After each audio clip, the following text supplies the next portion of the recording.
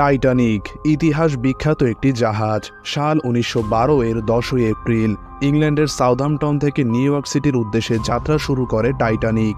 কিন্তু দুর্ঘটনাবশত জাহাজটি তার প্রথম যাত্রার মাঝপথে উত্তর আটলান্টিক সাগর দিয়ে যাওয়ার সময় বিশালাকার একটি আইসবার্গের সাথে সংঘর্ষ হয়, যার ফলে জাহাজটির সামনের অংশ ডুবতে ডুবতে দুই ভাগ হয়ে যায় এবং আটলান্টিকের অতল গভীরে তলিয়ে যায়। জাহাজটিতে 2224 জন প্যাসেঞ্জার ছিলেন, যাদের মধ্যে প্রায় 1500 জন মানুষই মারা যান।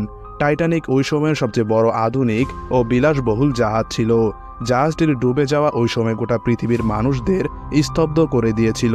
তারপর থেকে প্রতিটি মানুষের মনেই জাহাজটি নিয়ে কৌতূহলের কোনো শেষ নেই। কিন্তু আপনি জানেন কি, টাইটানিক ডুবে যাওয়ার 112 বছর পরে এসেও কেন জাহাজটিকে এখনও উদ্ধার করা সম্ভব হয়নি? শুনলে অবাক হবেন, টাইটানিক ডুবে যাওয়ার পর অনেক চেষ্টা করেও জাহাজটির ধ্বংসাবশেষ খুঁজে পাওয়া সম্ভব হয়নি।